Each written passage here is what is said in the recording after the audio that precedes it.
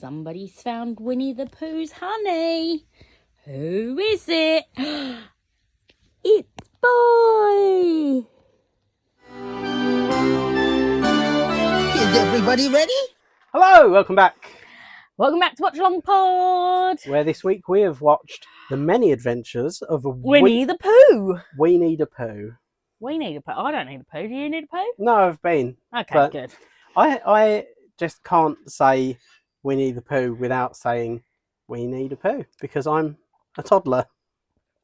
I couldn't watch this whole film without laughing every time they said Pooh, so...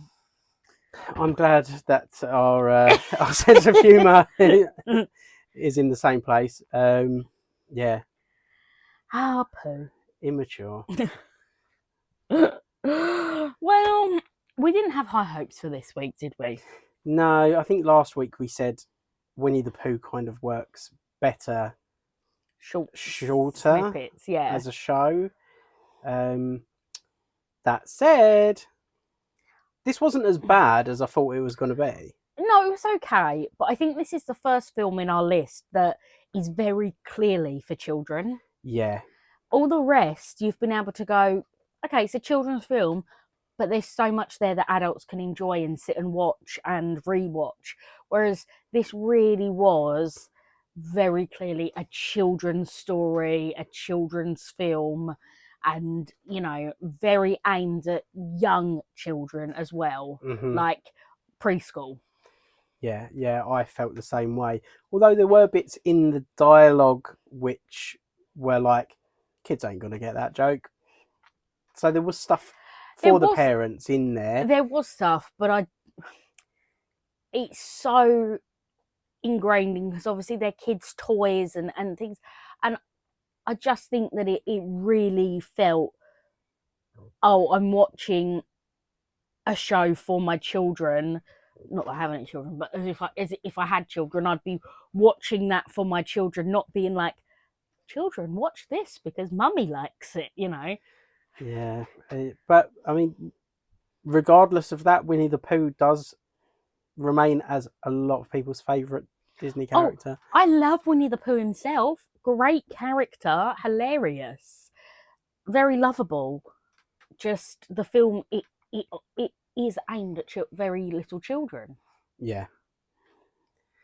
So the film came out in 1977. It did.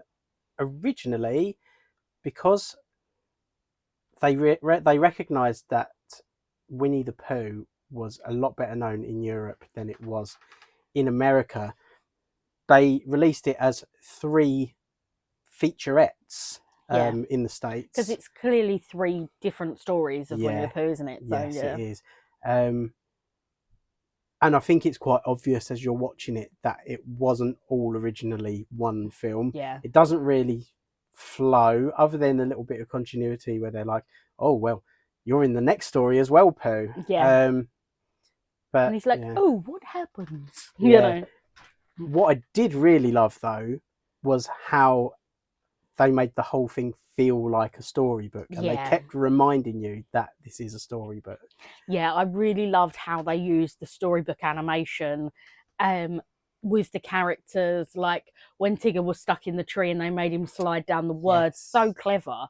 I thought that was an amazing piece of animation, how they did all of those bits. I really did appreciate that. Yeah. But I did laugh at all the Pooh jokes.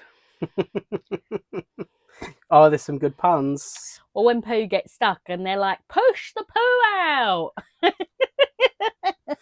The clock in Pooh's house. The Pooh clock. Love that.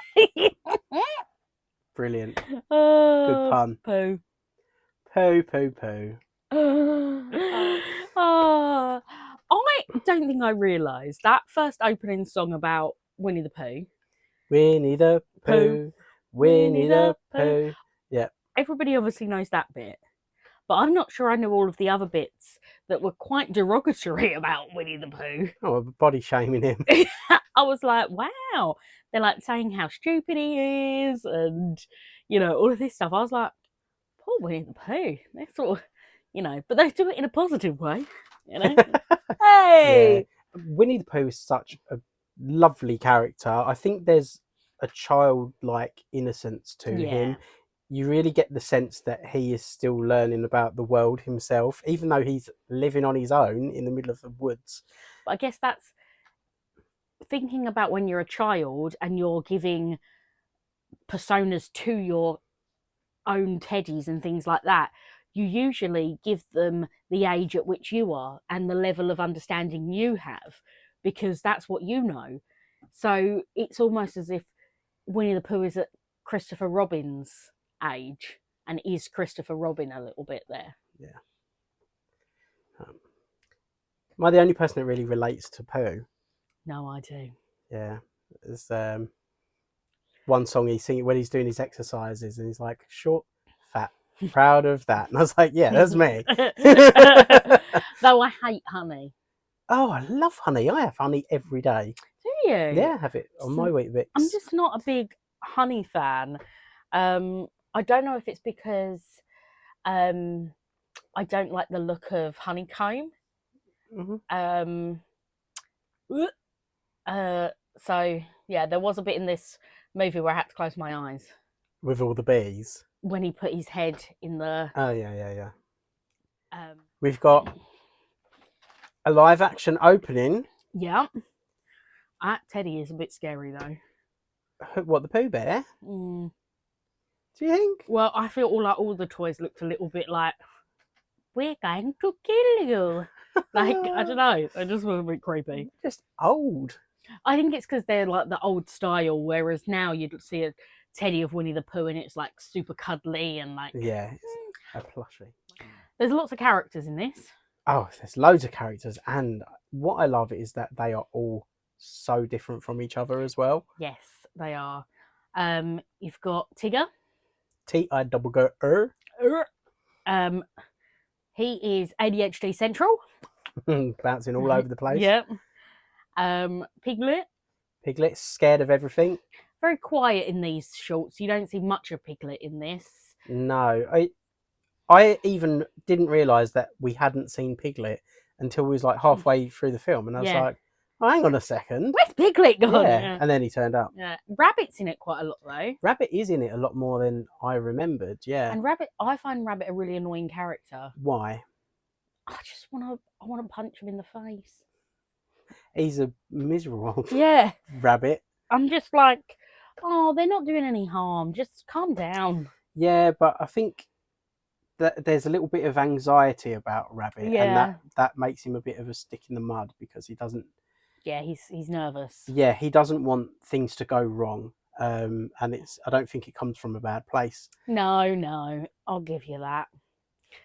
Who else? We've got Kanga and Roo. Oh, Kangaroo, they're quite sweet. And Owl. Owl is like, he made me laugh, like the way that he would just start rambling about stuff, and he used really sort of long words. And I was like, kids aren't going to have a clue what this character's saying. But I sort of got it as like a kid looking at their grandparent who starts going on and on about something, and they're like, what? And they're sort of glazing over, like Pooh's like, asleep.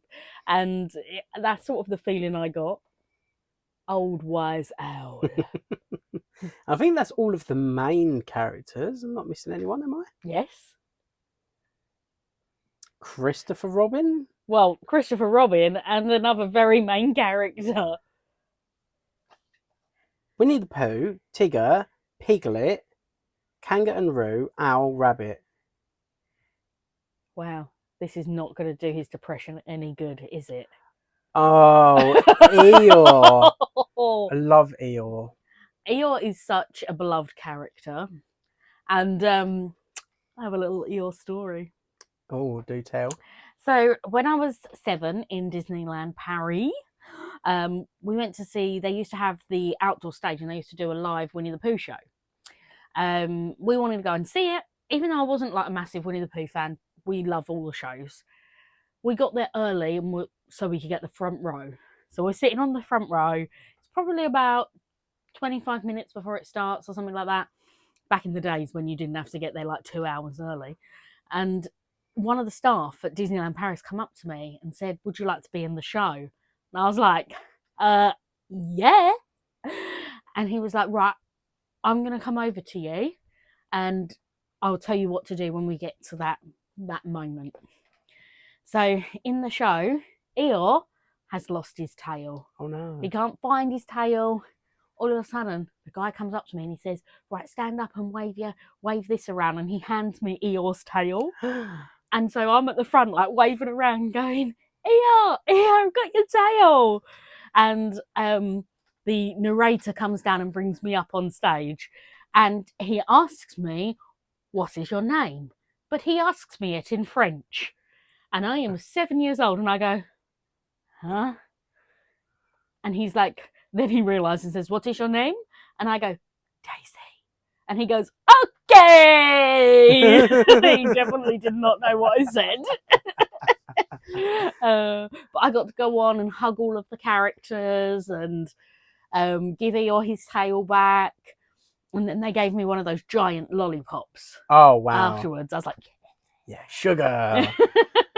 So that's a great memory that means that Eeyore has a special place in my heart because I gave him back his tail. I have met a bunch of the characters. Nowhere near as impressive as your story, but at Walt Disney World, in the Crystal Palace, you can have a character meal experience. So yeah, they all came round, and I've actually done that twice. Once when I was a teenager. No, I think I was 10. I was 10 years old the first time I met them, and then I met them again last year. I think they're characters that, even if you're not a massive Winnie the Pooh fan, they're still lovely characters to meet because they are so iconic. Like, I'd queue up and go and meet Winnie the Pooh, even though I'm not a massive fan of the film. I love the character. I love meeting Eeyore. Like, I think that even if you don't specifically love this film, those characters are so beloved. Speaking of the Winnie the Pooh mascots at the park, the characters. Speaking of Winnie the Pooh at the park, have you ever seen videos of or experienced yourself? I didn't get to see it, but when Pooh just like frolics in the distance, he's away from the crowds. I think he's usually at Epcot, and he'll be like chasing butterflies and stuff. I never saw it, no, but I have seen videos of it. That is brilliant. I did see Chip and Dale though in real life. They brought out a picnic and they were causing havoc everywhere in Epcot. Was it Epcot? No, it was Hollywood Studios they were in, and they were throwing things and they were being mischievous, as you would expect. Yeah, tick and tack. Tick and tack in Paris, yeah. I think that's weird. Yeah, it's strange. They're Chip and Dale. Yeah. There is a character that we have not mentioned. Gopher. Yeah, who's a bit of a there and then gone. Yeah, so there's an interesting little factoid about Gopher. Fact fans. So Gopher is not in the original books. Oh, okay. A gopher is a very sort of American animal, and obviously the books were English, so there are no gophers in England that I'm aware of. I think at first I thought he was like a mole. Yeah. Like, when I first saw it, I just assumed mole. So, when they were adapting Winnie the Pooh for Disney, they kind of decided that they wanted something American. So they introduced Gopher, but there is such a clever piece of dialogue in this that I absolutely love.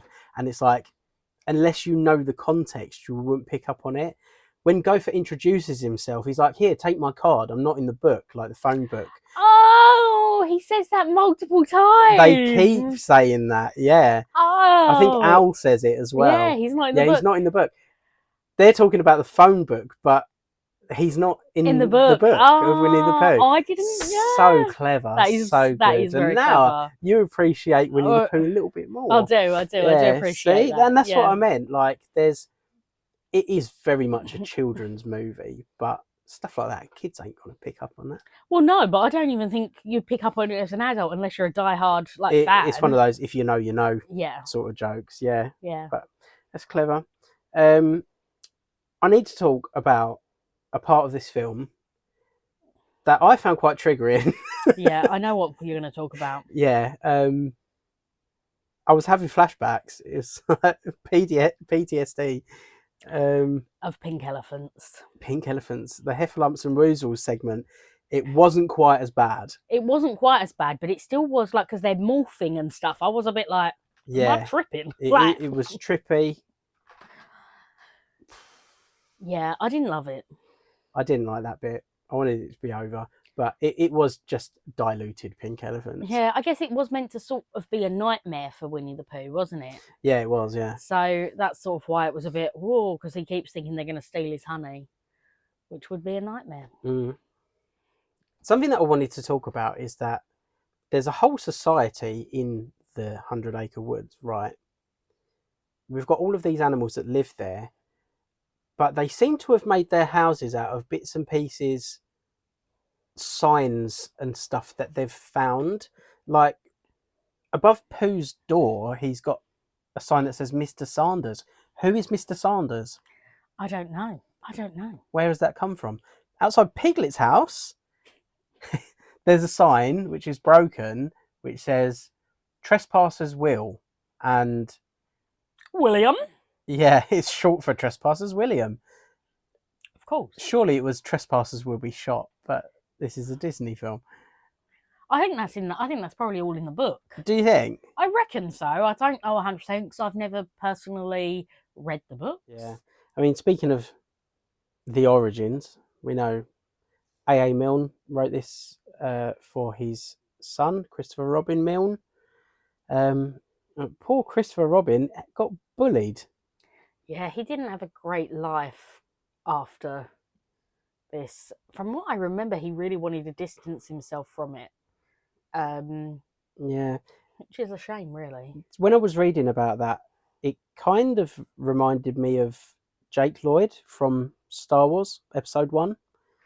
Played young Anakin. He has a lot of mental health issues anyway, but I think he has schizophrenia, so that didn't help. But the stories are that he got bullied quite a lot by his peers at the time that he was in Star Wars, and it's like that's the coolest thing ever. Yeah, no, I'd be like, whoa! Like, but yeah, I kind of imagined that's what Christopher Robin must have been going through because he was connected to the bear. But he grew up, he had quite a traumatic and strange life. He grew up and married his first cousin, so I think that... Right, let's not ruin Winnie the Pooh. Yeah, let's roll it back a little bit. Winnie the Pooh, do you know how Winnie the Pooh got his name? Because he's a big poo. Yes, he's rubbish. So when Christopher, the real Christopher, first received his toy bear, he named it Edward. But it wasn't until they went on a trip to the zoo and there was a bear there whose name was Winnipeg, or Winnie for short, and he renamed his bear Winnie. And then apparently the Pooh part was Pooh was the name of a swan that he met on holiday. I don't know how you meet a swan, but hello, swan. How do you do, sir? Yeah. What's your name? Oh yeah. Apparently that's where it came from. So it should be Winnie the Honk. Winnie the... Oh dear. How many years ago was it written? Over 100. Yeah. It's a long Well, time it's ago. in public domain now, isn't it? Because they made that terrible horror movie a couple of years ago. I just don't know why you do it. Because they can. Yeah. I've seen what they're doing next. No. So there's, I don't know if it's the sequel, the threequel that's coming out, but it's got Peter Pan in it. I haven't seen the first one. It looks awful. What's it called? I think it's called Winnie the Pooh, Blood and Honey, Oh yeah, yeah. which is a fun title. But yeah, it doesn't look like it's very, very good. They're also doing a Steamboat Willie. Yeah. As soon as it's in the public domain, Just leave them alone. no, if there's money to be made, people will. I just think they're things that were made to be innocent and for children. Like, why do we have to turn them into horrible things? But back to the film. Back to the film. Overall, I thought it was beautifully animated and very well presented in terms of how they did the book and everything like that. Thought that was all really lovely. However, not a film I'm going to watch again. No, I thought there was lots of memorable and cute moments in this. Mm-hmm. Pooh getting his bum stuck in Rabbit's door. And then Rabbit making it into a photo. Yeah, putting the frame on it. But that is so ingrained. Like, I've not seen this film before, but I knew that. Yeah, I think because they're the stories from the book, and there's only so many stories, and they get redone and redone and redone. And I think that, you know, if I had a child that was little, I would probably put that on for them to watch. I'd stick that on there. Because it's a good one for them to watch, enjoy. It's not, I don't think it's a movie. I very much see it as 3 shorts. Yeah. And if it had been presented as 3 shorts on Disney Plus, like episode 1, episode 2, I think that's what I would have thought it was always meant to be, which obviously it was. And I think that would have worked. Yeah. It also would have meant we wouldn't have had to watch it for the podcast. Well, we've got the 2007 one to watch as well. Yeah. When we get there. Now, I do agree with you. It does work better, shorter, and because they were written as small stories. It wasn't written as a grand movie. There wasn't anything connecting those stories. They're just individual stories being told, and that's what fell down for me as a movie. My main experience of Winnie the Pooh is from the New Adventures of Winnie the Pooh, which was the series in the 90s. Did you ever watch that? Possibly. It was amazing. The theme song, play the theme song. You have to play the theme song. Okay. Or we'll get copyrighted, so maybe not. I'm gonna see a friend of mine. He's round and he's fuzzy. I love him because he's just Pooh Bear, Winnie the Pooh Bear. Looking for fun, chasing some honeybees. Pooh Bear, I know he's out there. Rumbly tumbly, climbing a honey tree from never ends. But oh yeah, amazing. So much better than Winnie the Pooh. It's, yeah, just everything about it was great. And I used to watch this maybe when I was about 9, 10, 11. I might have been a little bit too old for it, but they were just really nice stories, all obviously self-contained, and they're all over in 10 minutes, and it was just perfect. It's all on Disney Plus, and if anything, watching this movie has made me want to go and watch. But I think that's Winnie the Pooh's bread and butter. That's where it sits. 10-minute short little episodes Before bed. Mm. I just think I just don't think it works as a movie personally. But I tell you who doesn't like Winnie the Pooh. The people of China.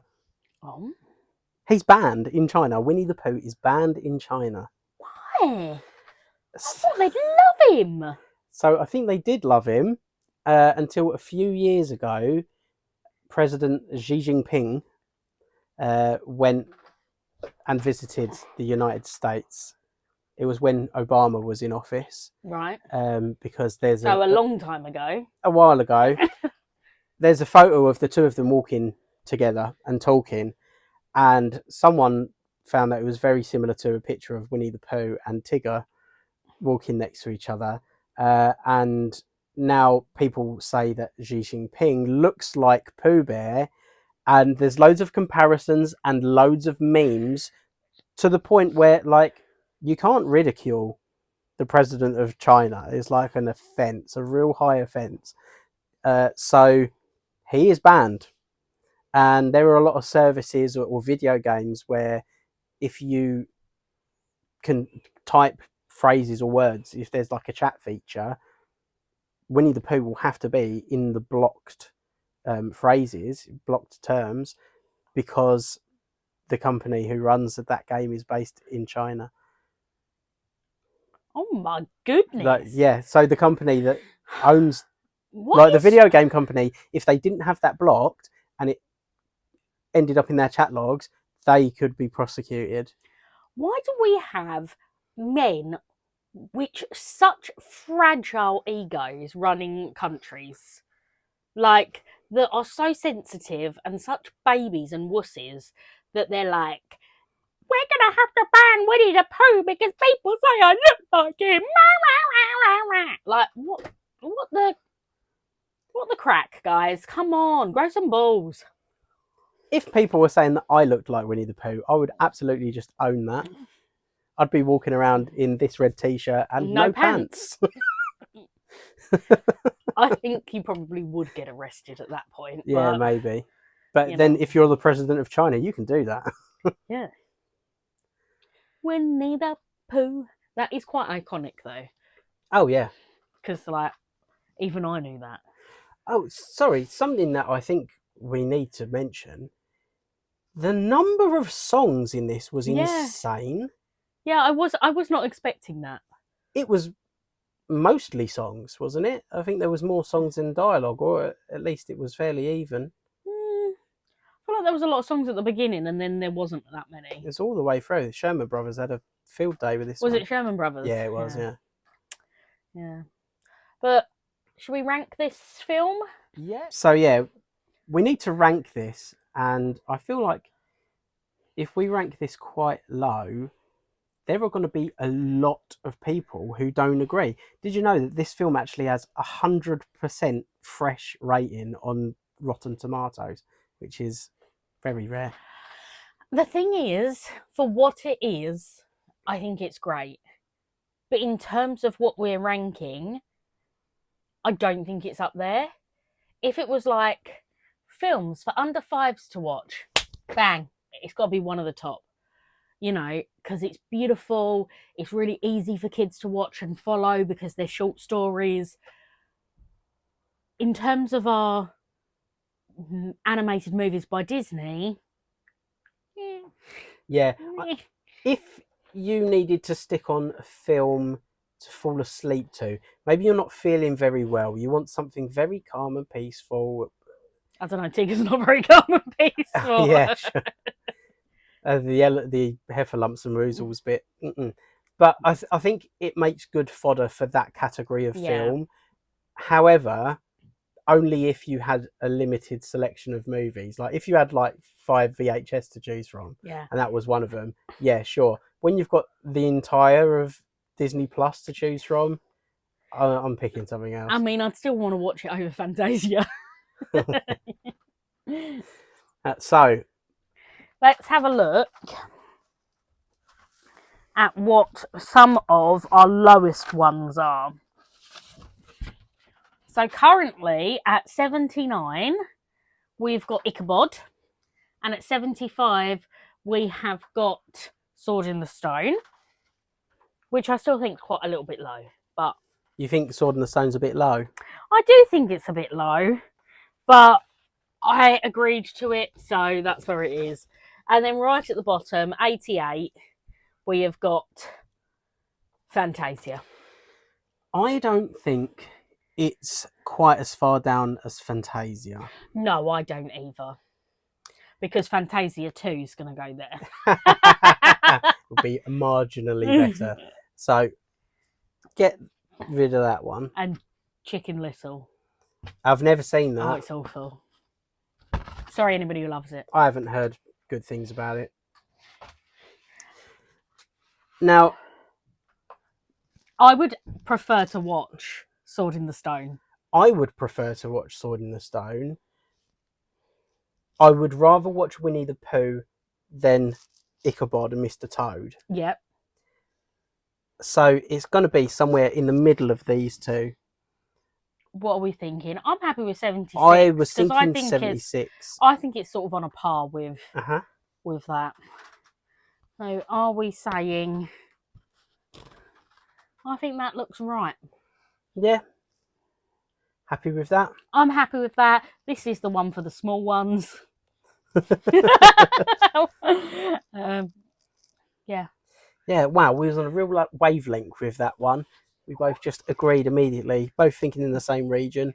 I think, really, with our rankings, we've pretty much agreed on most stuff.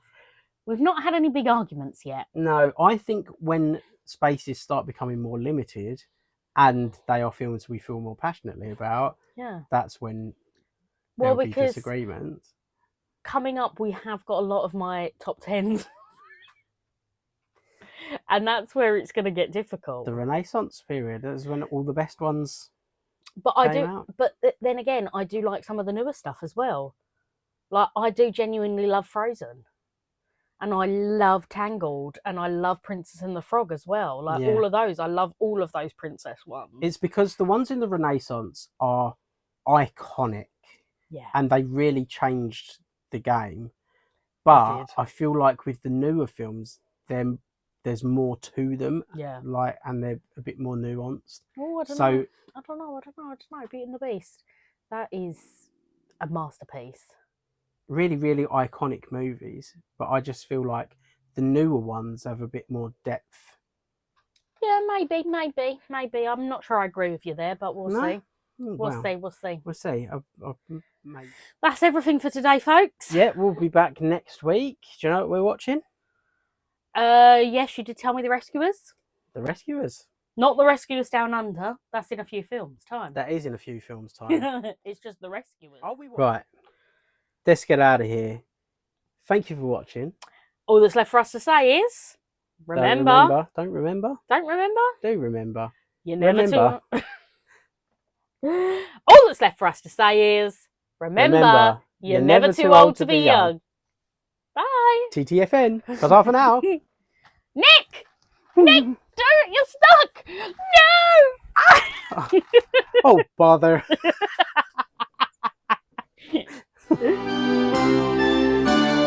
Is everybody ready?